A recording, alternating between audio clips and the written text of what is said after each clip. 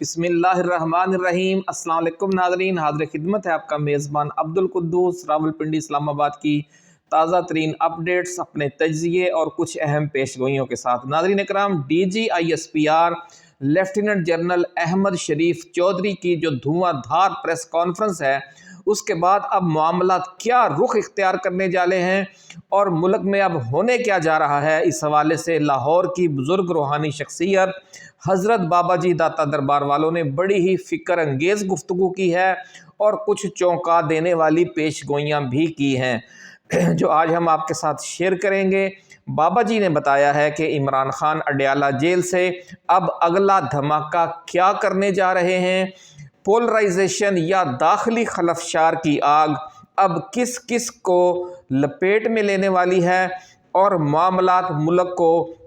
نئے الیکشن کی طرف لے کر جائیں گے یا لال آندھی آ جائے گی۔ یہ لال آندھی کیا ہے، اللہ والوں کو اس حوالے سے کیا روحانی اشارے مل رہے ہیں، اور وہ جو لال آندھی کی پیش گوئی ہم بہت پہلے سے کرتے آ رہے ہیں، وہ تاخیر تو اس میں ہوتی جا رہی ہے لیکن بات جا اسی طرف رہی ہے۔ کچھ لوگ اسے انقلاب کہتے ہیں، روحانی دنیا والے لال آندھی کہتے ہیں، کچھ سرخ انقلاب کہتے ہیں، کوئی کلر ریولوشن کہتے ہیں، کوئی ریڈ ریولوشن کہتے ہیں۔ تو آج بہت اہم ویڈیو ہے آپ کے لیے ناظرین کرام، لیکن تفصیلات میں جانے سے پہلے کہ اللہ والوں کو کیا اشارے مل رہے ہیں، ہم آپ کو جو ہمارے نئے آنے والے دوست ہیں یہ یاد دلانا چاہتے ہیں کہ یہ چینل آپ کا اپنا ہے، اس لیے آپ اسے سبسکرائب کر کے گھنٹی کا نشان ضرور دبا دیں تاکہ ہماری نئی آنے والی ایسی ہی ایکسکلوسیو اور ریسرچ بیسڈ ویڈیوز آپ کو بر وقت ملتی رہیں اور کوئی اہم ویڈیو آپ کی نظروں میں آنے سے رہ نہ جائے۔ ناظرین اکرام، اگر آپ کو یہ ویڈیو پسند آئے یا ہماری ٹائم لائن پر موجود کوئی اور ویڈیو آپ کو اچھی لگے تو آپ نے اسے شیئر ضرور کرنا ہے، کیونکہ اسی طرح ہم چراغ سے چراغ جلا کر جو مین اسٹریم بکاؤ میڈیا ہے اس کی پھیلائی ہوئی مایوسی، نا امیدی اور خوف کے جو اندھیرے ہیں ان کو ہم نے دور کرنا ہے، یہ چراغ سے چراغ جلا کر۔ ویڈیو کی طرف چلتے ہیں ناظرین، تفصیلات کی طرف۔ D G I S P R کی آگ بگولا پریس بریفنگ سے ملک میں جو نئی آگ لگی ہے، اس حوالے سے گرما گرمی کل اتوار کے جلسے میں وزیر اعلیٰ خیبر پختونخوا سہیل خان آفریدی، تحریک تحفظ آئین پاکستان کے قائدین محمود خان اچکزئی اور علامہ راجہ ناصر عباس کی تقریروں سے مزید بڑھے گی، اور کہا اب یہ جا رہا ہے کہ D G I S P R نے عمران خان کی اس گفتگو کا جو جواب دیا ہے وہ انہوں نے 25 روزہ قید تنہائی کے بعد اپنی بہن عظمیٰ خان کے ساتھ ملاقات میں اور جو گفتگو کی، یہ اس کا جواب تھا، اور عظمیٰ خان نے بھی کوئی لگی لپٹی رکھے بغیر جو گفتگو خان نے کی تھی وہ پاکستانی میڈیا اور سوشل میڈیا پر آ کر بیان کر دی تھی۔ پنجابی کی ناظرین مثال ہے کہ لڑائی، بحث اور لسی کا کیا ہے کہ آپ جتنی چاہے بڑھا لیں، اس لیے یہ جو لڑائی ہے اس کو اب آپ جتنا چاہے بڑھا لیں یا ہوش کے ناخن لیں، یہ آپ کی مرضی ہے۔ اس لیے ہم اس تنازع میں نہیں الجھیں گے اور آپ کو بالکل ہی ایک منفرد موضوع کی طرف لے کر چلتے ہیں جو تھم نیل میں آپ نے دیکھ لیا ہوگا کہ عمران خان نے جو سخت گفتگو کی وہ صرف فیلڈ مارشل عاصم منیر کے بارے میں نہیں تھی بلکہ اپنی پارٹی کے ان لیڈروں کے بارے میں بھی کی جنہوں نے افواج پاکستان کی میزبانی میں ایک جو فکری مباحثہ کہہ لیں یا ورکشاپ کہہ لیں اس میں انہوں نے شرکت کی تھی۔ عمران خان نے اپنے ان لیڈروں کو میر جعفر اور میر صادق کہا۔ ناظرین، آپ کو یاد ہوگا کہ پہلے تو وہ اپنے سیاسی مخالفین کو یا جنرل باجوہ کو میر جعفر اور میر صادق کہتے تھے، اب انہوں نے اعلانیہ اپنی پارٹی کے لیڈروں کو، ارکان پارلیمنٹ کو میر جعفر اور میر صادق کہا، اور وہ کیوں کہا وہ تفصیل آپ سن چکے ہیں، اس کی ڈیٹیل میں ہم نہیں جاتے۔ عمران خان کی جو اس گفتگو سے ناظرین نظر یہ آ رہا ہے کہ ظلم و ستم کی انتہا کے باوجود ڈرنے، گھبرانے اور کمپرومائز کی طرف جانے کا ان کا ذرہ برابر بھی ارادہ نہیں ہے، اور وہ اپنی جماعت سے اب ایسے خوف زدہ قسم کے اور کمپرومائزڈ قسم کے مزید لیڈروں کو فارغ کرنے کا ذہن بنا چکے ہیں۔ یہ ان کی گفتگو سے واشگاف نظر آ رہا تھا۔ اس کے باوجود بھی اگر جو پی ٹی آئی کے کچھ لیڈر ہیں وہ شتر مرغ کی طرح ریت میں سر دبانا چاہتے ہیں یا کبوتر کی طرح بلی کو دیکھ کر آنکھیں بند کر لینا چاہتے ہیں، تو ان کی مرضی، ان کا انجام بھی پھر شیر افضل مروت والا ہی ہونے جا رہا ہے، اور وزیر اعلیٰ، سابق وزیر اعلیٰ علی امین گنڈا پور والا بھی۔ ناظرین کرام، اپوزیشن قومی اسمبلی اور سینٹ میں اپوزیشن لیڈرز کے منصب کے لیے پی ٹی آئی سے کسی لیڈر کو نامزد نہ کر کے اور علی امین گنڈا پور کو خیبر پختونخوا کی وزارت اعلیٰ سے فارغ کر کے عمران خان نے جس سلسلے کا آغاز کیا تھا، اب عظمیٰ خان کی میڈیا سے گفتگو اس سلسلے کی دوسری قسط ہے، اور ابھی تیسری اور چوتھی قسط بھی آئے گی۔ یہ پیش گوئی کی ہے لاہور کی بزرگ روحانی شخصیت حضرت بابا جی داتا دربار والوں نے۔ بابا جی کا فرمانا ہے کہ ہماری اسٹیبلشمنٹ کو ابھی تک اس بات کی ہی سمجھ نہیں آئی کہ عمران خان چیز کیا ہے، اور اس کے ساتھ اسٹیبلشمنٹ کو کس طریقے سے ڈیل کرنا چاہیے۔ بابا جی کا ناظرین فرمانا یہ ہے کہ عمران خان نہ سیاستدان ہے اور نہ ہی اسے فوری طور پر اقتدار میں آنے کا لالچ ہے، وہ تو ایک عاشق صادق ہے اور اپنے مشن پر کٹ مرنے کا ذہن بنا چکا ہے۔ اسے ڈرانے دھمکانے کی کوشش ایسے ہی ہے کہ آپ کسی خودکش بمبار کو مرنے سے ڈرائیں کہ جو پہلے سے ہی مرنے کے لیے آ رہا ہوتا ہے۔ ناظرین،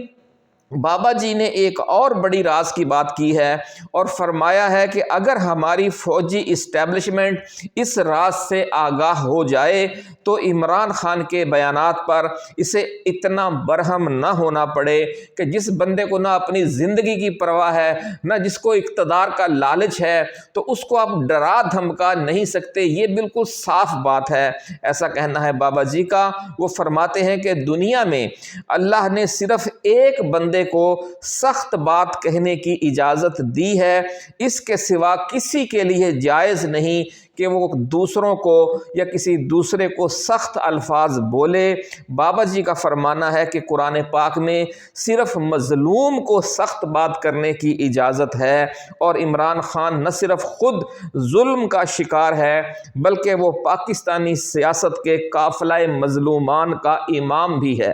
اس لیے سخت بات کرنا اس کا وہ حق ہے جو اللہ نے اسے دیا ہے، آپ اسے روک نہیں سکتے۔ اگر حکومت یا فوج کو اس حوالے سے شک ہے ناظرین کرام، ایسا کہنا ہے بابا جی داتا دربار والوں کا، تو وہ فرماتے ہیں کہ جو وہ اسلامی نظریاتی کونسل سے بے شک رائے لے لیں کہ جو مظلوم ہے، جس کے ساتھ زیادتی ہو رہی ہے، جس کے ساتھ مسلسل زیادتی ہو رہی ہے، صرف ایک زیادتی نہیں ہوئی، کیا اسے سخت بات کہنے کا حق اللہ رب العزت نے نہیں دیا؟ ناظرین کرام، پی ٹی آئی کی مظلومیت کی کہانی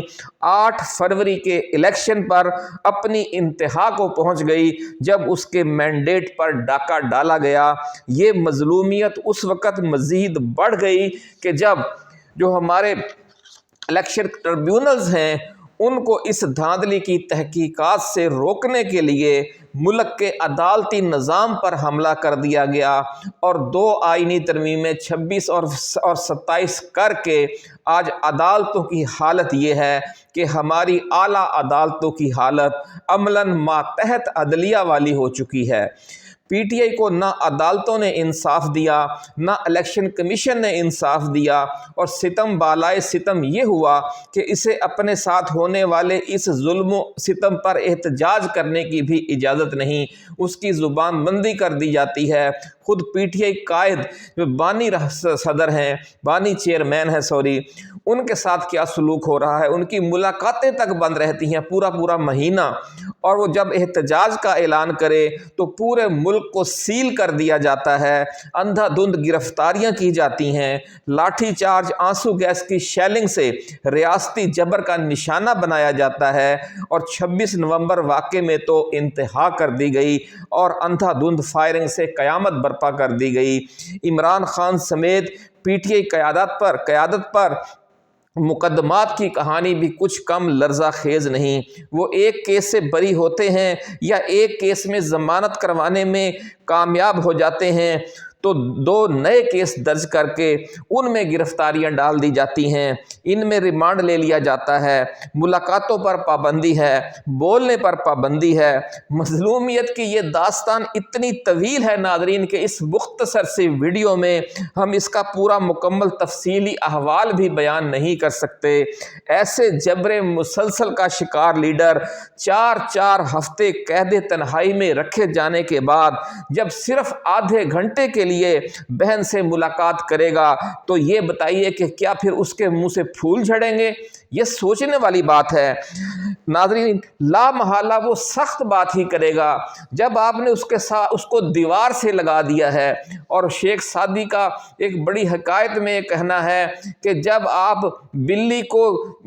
کونے میں لگا دیتے ہیں تو وہ پلٹ کر جو اس پر حملہ کر رہا ہوتا ہے چیتا، جو اس سے کئی گنا بڑا طاقتور جانور ہے، تو حملہ کر کے جب وہ اپنے بچاؤ کے تمام راستے اس کو بند نظر آتے ہیں تو وہ حملہ آور چیتے پر الٹا حملہ کر کے اس کی آنکھیں نکال لیتی ہے۔ تو پھر عمران خان کیا کرے گا جب آپ نے اسے کارنر کر دیا، جب آپ نے اسے دیوار کے ساتھ لگایا ہوا ہے، اس کی جائز بات نہیں سن رہے، اس کے مینڈیٹ پر ڈاکہ ڈالا گیا ہے۔ جبر مسلسل کے شکار مظلوم کے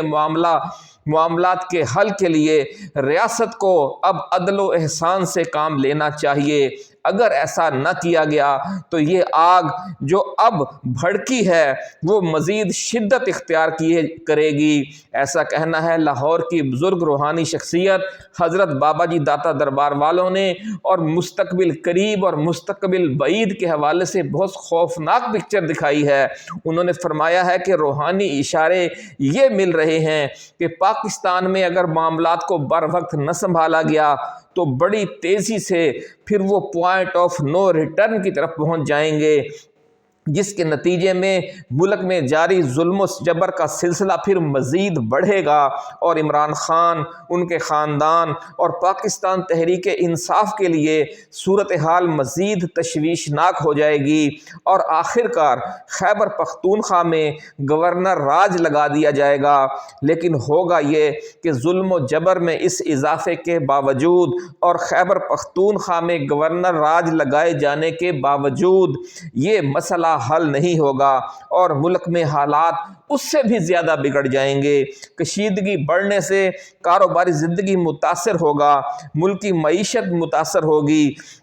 سرمایہ کاری متاثر ہوگی، اور پاکستان معاشی حوالے سے آگے بڑھنے کی بجائے مزید پیچھے کی طرف جانے لگے گا، اور جو صورتحال ہے وہ مزید پولرائزیشن یعنی داخلی خلفشار کی طرف جائے گی، اور نہ صرف معاشرے کے اندر پولرائزیشن یعنی داخلی خلفشار شدید ترین ہوتا چلا جائے گا، بلکہ عدلیہ، انتظامیہ، بزنس کمیونٹی، سیکیورٹی اداروں سمیت ہر شعبے اور ہر ادارے میں اس داخلی خلفشار یا پولرائزیشن کا عفریت سر اٹھانے لگے گا، اور ملک ایک دکھائی نہ دینے والی نئی قسم کی خانہ جنگی کا شکار ہو جائے گا، یا داخلی خلفشار یا پولرائزیشن کا شکار ہو جائے گا۔ اس خانہ جنگی کے نتیجے میں سب سے زیادہ نقصان ناظرین کرام ریاست پاکستان اور اس کے 25 کروڑ عوام کا ہوگا، جو دہشت گردی، کساد بازاری،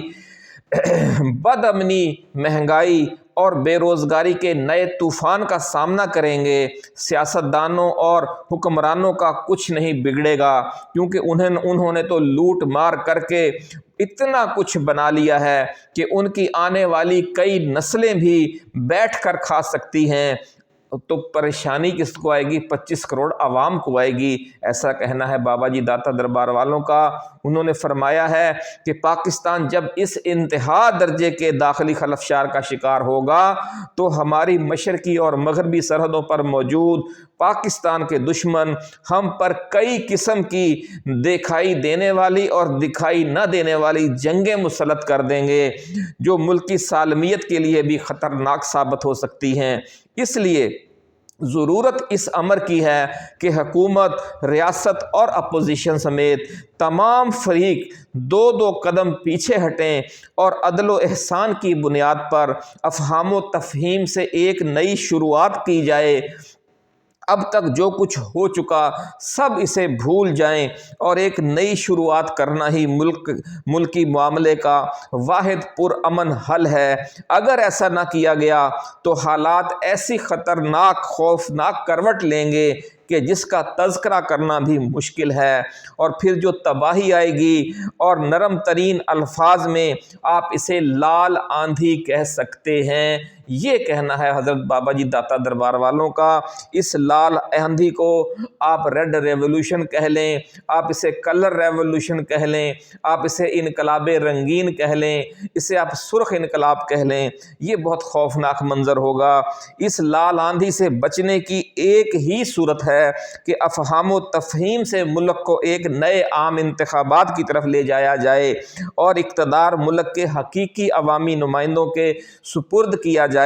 جو حقیقی معنوں میں منصفانہ اور آزادانہ عام انتخابات میں منتخب کیے گئے ہوں، اور انتخابی نتائج مرتب کرنے کے دوران فارم 45 اور فارم 47 میں کوئی تبدیلی بھی نہ کی گئی ہو۔ بہت ناظرین زوردار اور بہتر تجویز دی ہے لاہور کی بزرگ روحانی شخصیت نے۔ ہم دعا گو ہیں کہ ہوش کے ناخن لے ہماری عدلیہ، ہوش کے ناخن لے ہماری مقننہ، ہوش کے ناخن لے ہمارا میڈیا، ہوش کے ناخن لے ہماری حکومت، اور ہوش کے ناخن لے ہماری ریاست، اور تاکہ اپوزیشن جو پہلے ہی مدہوش ہے، اپنے ایک مشن کو اس نے اپنے آپ پر ایک جنون کی طرح طاری کر لیا ہے، تو پھر وہ بھی ہوش کے ناخن لے گی۔ لیکن ضرورت یہ ہے کہ جو پہلے جس کا زیادہ طاقتور ہاتھ ہے، جس کے پاس اختیارات ہیں، جس کے پاس سارے معاملات کو درست کرنے کی کنجی ہے، وہ تو ہماری اسٹیبلشمنٹ ہے۔ اس لیے سب سے پہلے ہوش کے ناخن اسٹیبلشمنٹ کو لینے پڑیں گے، اس کے بعد ہم توقع کریں گے کہ عمران خان بھی ہوش کے ناخن لے۔ ایسا نہیں ہو سکتا کہ اسٹیبلشمنٹ اور حکومت جو بلڈوزر بنے رہیں اور عمران خان سے مطالبہ کیا جائے کہ جناب وہ ہوش کے ناخن لے، ایسا کبھی بھی نہیں ہوگا۔ اسی کے ساتھ ناظرین اجازت دیجیے، اپنا خیال رکھیے گا۔ اللہ حافظ۔ پاکستان زندہ باد۔